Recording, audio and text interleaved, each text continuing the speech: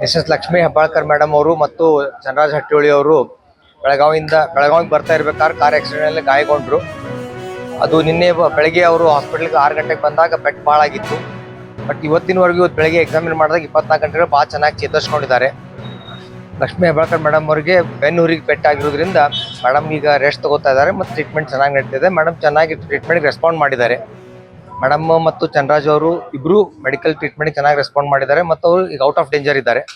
ಮತ್ತು ಅವ್ರ gun man ಮತ್ತು ಡ್ರೈವರ್ಗೆ ಶೋಲ್ಡ್ರಿಗೆ ಮತ್ತು ಕೈಗೆ ಪೆಟ್ಟಾಗಿತ್ತು. ಅವ್ರಿಗೂ ನಾವು ಟ್ರೀಟ್ಮೆಂಟ್ ಕೊಟ್ಟಿದ್ದೀವಿ.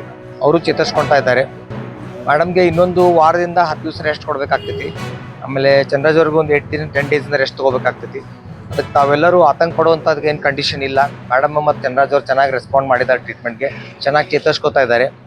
ಅದಕ್ಕೆ ತಾವೆಲ್ಲರೂ ಮೇಡಮ್ ಡಿಸ್ಚಾರ್ಜ್ ಮೋಸ್ಟ್ಲಿ ಇನ್ನೊಂದು 3 ದಿನ ಆಗುತ್ತೆ. 3 ದಿನ ಬಿಟ್ಟು ಡಿಸ್ಚಾರ್ಜ್ ಇಲ್ಲೇ ಟ್ರೀಟ್ಮೆಂಟ್ ಕೊಡ್ತೀವಿ. ನಿನ್ನೆ MRI CT ಸ್ಕ್ಯಾನ್ ಮಾಡ್ಕೊಂಡಿದ್ದೀವಿ ರೀ.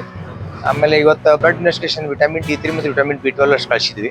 ಇವತ್ತು ಸಂಜೆವರೆಗೂ ರಿಪೋರ್ಟ್ಸ್ ಬಂತು. ಆಹಾರದೊಳಗೆ ನಾವು ಹೈ ಪ್ರೋಟೀನ್ ಮತ್ತು ಹೈ ಕ್ಯಾಲ್ಸಿಯಂ ಡಯಟ್ ಮೇಡಮ್ಗೆ ಅಡ್ವೈಸ್ ಮಾಡಿದ್ದೀವಿ. ಅವರು ಅಳವಿ ಮತ್ತು ಮೊಳಕೆ ಹೊಡೆದ ಕಾಳು, ಪನ್ನೀರ್, ಮೊಸರು ಇವನ್ನೆಲ್ಲ ಹೆಚ್ಚಿಗೆ ಡ್ರೈ ಫ್ರೂಟ್ಸ್ ಹೆಚ್ಚಿಗೆ ತೊಗೊಳಕ್ಕೆ ಹೇಳಿದ್ವಿ. ಅವ್ರು ತೊಗೊಳಕ್ಕೆ ಸ್ಟಾರ್ಟ್ ಮಾಡಿದ್ದಾರೆ. ಮೇಡಮ್ ಚೆನ್ನಾಗಿ ರೆಸ್ಪಾಂಡ್ ಮಾಡ್ತಾರೆ. ಚಂದ್ರರಾಜ್ ಭಟ್ ಸ್ಕ್ಯಾನ್ ಮಾಡಿದ್ವಿ. ಅದು ನಾರ್ಮಲ್ ಐತ್ರಿ, ಸ್ವಲ್ಪ ಮೆದುಳಿಗೆ ಬಾವು ಐತಿ.